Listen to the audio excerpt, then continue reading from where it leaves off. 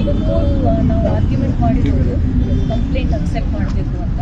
Private complaint ಕೊಟ್ಟು 13ಗೆ ಇಟ್ಕೊಂಡಿದ್ದಾರೆ. ಅದು ನಂಬರ್ ಆದರೆ ಅದಾದಮೇಲೆ ನೋಟಿಸ್ ಇಶ್ಯೂ ಆಗುತ್ತೆ. ಆರ್ಗ್ಯುಮೆಂಟ್ ಮಾಡಿರೋದು ಮೇನ್ಲಿ ಮೂಡಾ ಅಲ್ಲಿ ಅಲಾಟ್ಮೆಂಟ್ ಆಫ್ ಸೈಟ್ಸ್ 14 ಸೈಟ್ ಆಗಿರೋದು ಮಾಡೋದು ಬರೋಲ್ಲ ಅಂತ.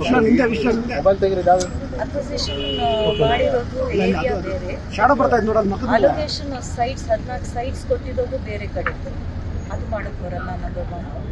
ನಂಬರ್ 2, ನಿಮಗೆ ನಿಮ್ಮ ಲ್ಯಾಂಡ್ ನೀವು ಕೊಟ್ಟಿದ್ದೀರಾ ಅಂತ ನಿಜ ಅಂತಂದರೆ ಪ್ರಪೋರ್ಷನೇಟ್ಲಿ ನಿಮಗೆ ಬರೋದು 2 ಸೈಟ್, 14 ಸೈಟ್ ಬರೋಲ್ಲ.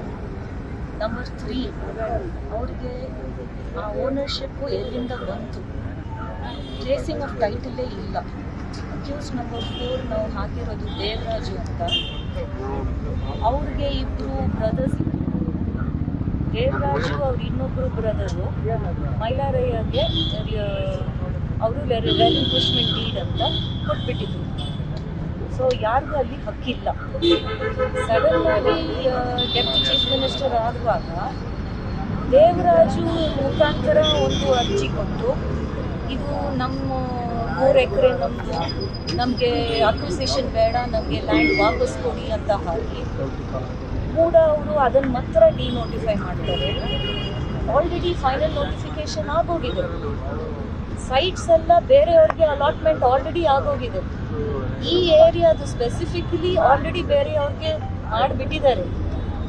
ಆ ಥರ ಇರುವಾಗ ಇವ್ರಿಗೆ ಎಲ್ಲಿ ಹಕ್ಕು ಬಂತು ಅಂತ.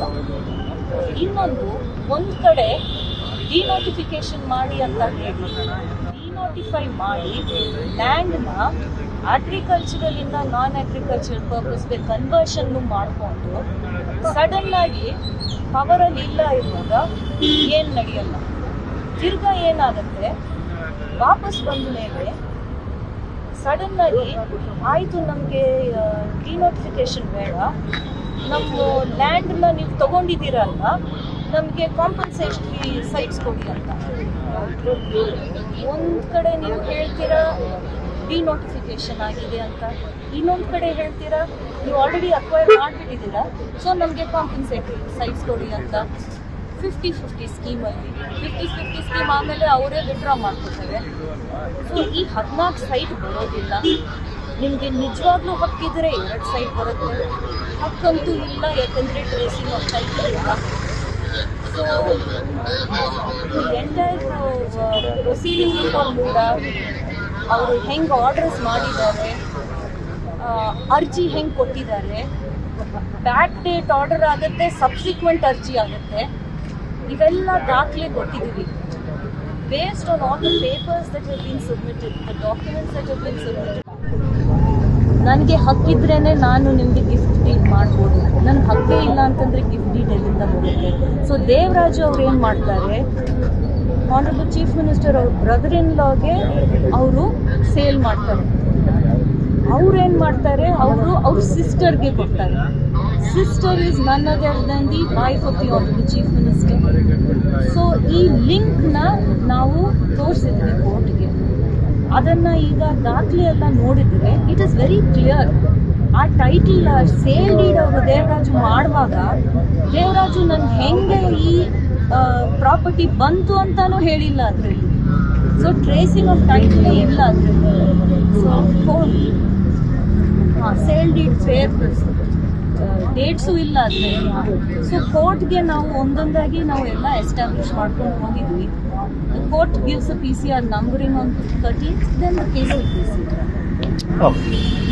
ಮೇಡಮ್, ಇದರಲ್ಲಿ ಸಿದ್ದರಾಮಯ್ಯ ಅವರ ಪ್ರಭಾವ ಇದೆ ಅನ್ನೋ ಎಸ್ಟಾಬ್ಲಿಷ್ ಮಾಡುವಂತ what grounds you mention? Courts are very clear on all of this.